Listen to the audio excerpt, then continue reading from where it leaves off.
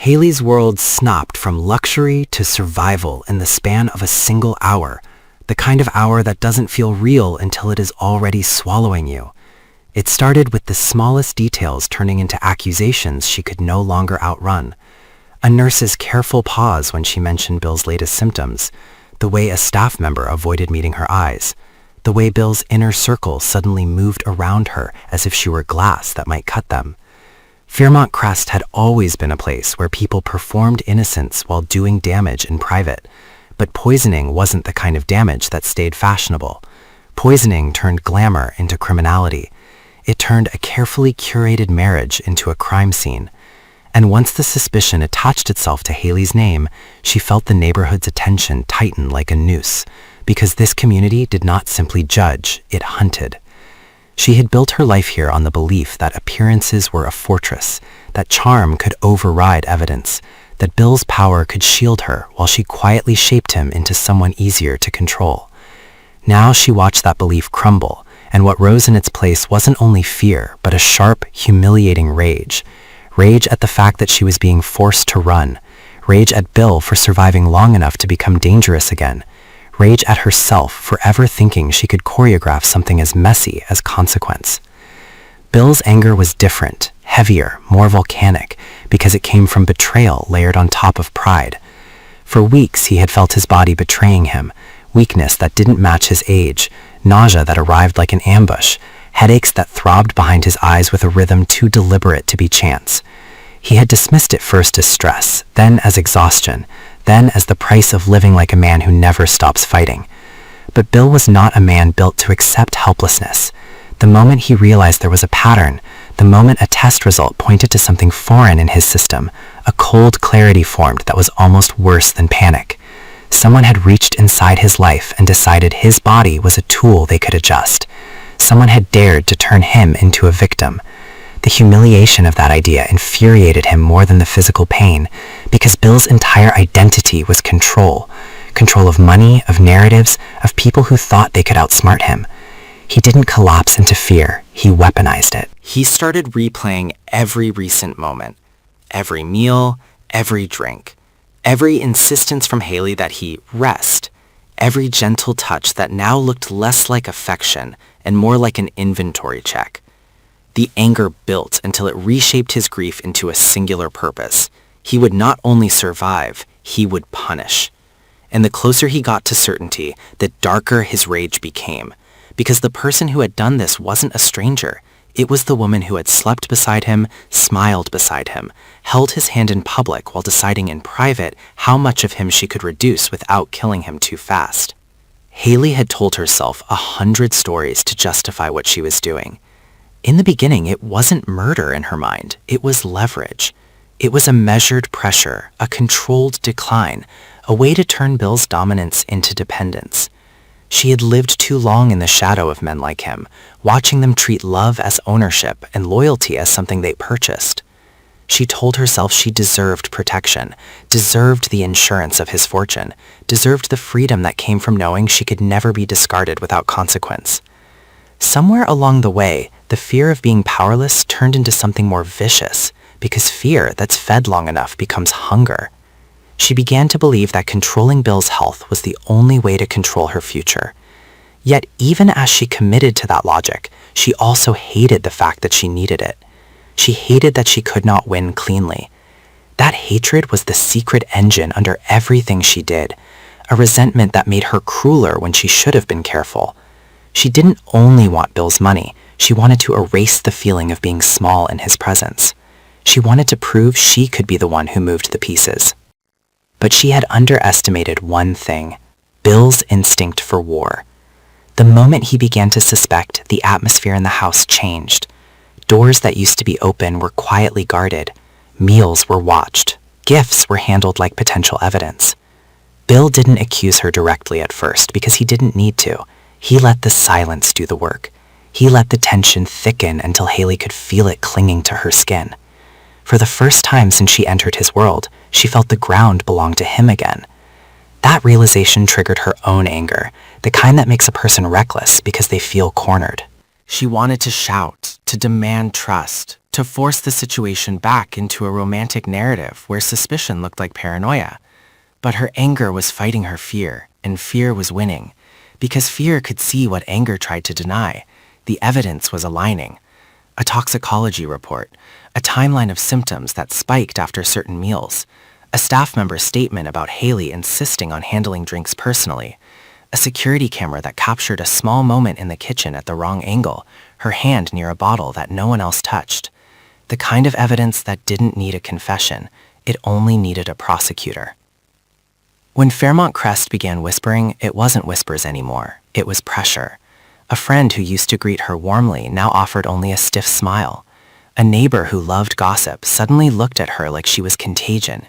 Haley could feel the social doors closing one by one, and each closure made her more furious because it revealed how conditional her acceptance had always been.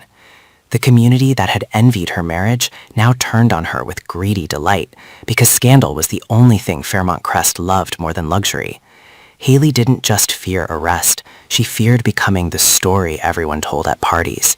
She feared becoming the cautionary tale used to reassure other women that they were smarter, safer, better. That fear provoked a desperate pride in her, a refusal to be captured as a symbol. If she was going to fall, she wanted to fall on her own terms. So she packed, not like someone leaving a marriage, but like someone dissolving an identity. She moved through the house in hard, efficient bursts, stripping her life down to what could keep her alive. Passport, cash, jewelry that could be traded quickly, a burner phone she had once bought just in case, and now realized she had always known she might need. She yanked open drawers with hands that shook, not from sadness, but from adrenaline so intense it felt like electricity beneath her skin. She threw expensive dresses aside because they were useless now, symbols that would only slow her down. She grabbed neutral clothing, unremarkable shoes, anything that wouldn't announce wealth. Even in panic, she thought like a strategist, because she had learned from Bill that survival belongs to whoever prepares first. Every sound felt like a threat. A car door outside, the distant hum of a security system, the vibration of her phone that made her stomach twist, because she could already imagine the message. Accounts frozen, attorneys alerted, police contacted.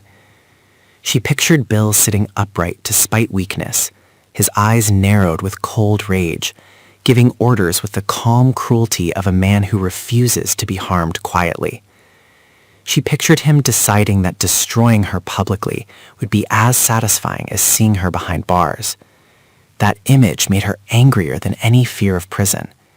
She had done this to avoid being powerless, and now Bill was about to reduce her to nothing. Her internal conflict didn't disappear just because she chose flight. It became uglier. As she packed, flashes of memory cut through her like glass. A moment when Bill had looked at her with something almost soft. A moment when she had convinced herself she could stop, that she didn't need another dose, that she could pivot back into normal life. Those memories did not comfort her. They enraged her, because they threatened to make her feel human, and feeling human meant feeling guilt. Haley did not want guilt. Guilt was a luxury for people who weren't fighting to survive. She forced herself to harden again, to repeat the story she had been telling herself. Bill would have ruined her eventually. Bill would have discarded her when she became inconvenient. Bill had always been the kind of man who believed women were replaceable. In her mind, poisoning had been preemptive self-defense against a future abandonment. The fact that she needed that story so badly was proof she was still battling her own conscience. The more her conscience whispered, the louder her anger became, because anger could drown it out. Anger could keep her moving. Bill's own conflict sharpened in parallel. The rational part of him knew he should let the law handle it.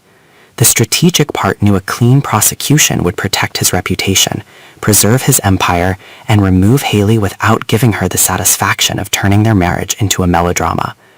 But Bill's rage was not clean. Rage wanted more than justice. It wanted humiliation. It wanted to look Haley in the eyes and make her understand that she had miscalculated the one thing that mattered, Bill's ability to outlast. The betrayal struck at something primal in him. He had built his world on strength, and Haley had tried to corrode him from the inside like rust. That kind of attack felt intimate, invasive, almost obscene.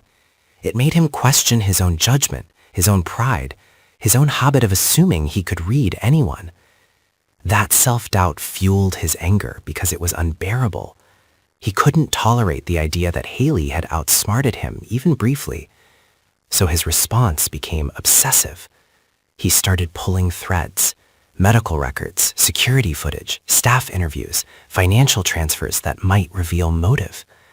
And as he pulled, he found more, small inconsistencies that suggested Haley had not acted alone in her planning, or at least had prepared for escape long before she needed it. That discovery hit him like a second betrayal, because it meant she hadn't panicked into a mistake, she had engineered one. As Haley dragged her suitcase toward the door, the house felt less like a home and more like a trap designed by someone else. She stared at the walls and realized how quickly luxury becomes a cage when you're no longer welcome in it. She fought the urge to destroy something on her way out, to smash a framed photo, to rip curtains, to leave a mark that proved she had been more than a guest in Bill's life. That urge wasn't grief, it was revenge. She wanted Bill to suffer the way she was suffering now. But she restrained herself because she understood destruction leaves evidence, and evidence was the enemy. Still, negativity seeped through in other ways. She began thinking not about repentance, but about retaliation. If Bill was going to destroy her, then perhaps she could destroy him first, or at least injure him enough to buy herself time. She thought about what she knew, what she had heard and prided, what secrets Bill had carelessly revealed because he never imagined she would become his threat. That thought was intoxicating. It made her feel powerful again. It also frightened her because it showed her how far she had drifted from the person she once claimed to be. She stepped into the night carrying the weight of her own choices, and the cold air felt like punishment and freedom at the same time. Somewhere behind her, Bill's world was mobilizing, security alerted, allies contacted, legal machinery warming up like an engine. Haley could feel the chase beginning before she even heard it, because in Fairmont Crest, nothing stays quiet once the rich decide you're an enemy. Every camera could become an eye, every phone call could become a net, every familiar face could become a betrayal. She moved quickly, not running yet, but moving with the precision of someone who knows running too soon draws attention. She had planned for control, and now she had to plan for invisibility, which was harder because invisibility requires humility, and Haley had never been built for humility. The ugliest part was that she couldn't stop thinking about Bill's face when he finally understood. Not because she missed him, but because she hated the idea of him getting the last word. That hatred kept her spine straight and her steps steady as she slipped toward whatever escape route she had chosen. Yet beneath it, a small crack remained, a thin line of dread that no anger could fully seal. The realization that Bill might not be fighting only to punish her, but to protect himself from a truth even more humiliating. That he had loved the wrong person, trusted the wrong smile, and let a predator into his home. Haley didn't know which fear was worse, being caught or being forgotten. She only knew that the moment she was discovered, she stopped being Haley the social darling and became Haley the monster. And monsters don't get second chances in places like this. As her car pulled away, the holiday lights of Fairmont Crest faded behind her like a beautiful lie, and Haley felt something close to triumph for a heartbeat, until her phone lit up with a single notification that made her blood run cold. Bill's network had moved faster than she expected, and the first door she planned to use was already closing.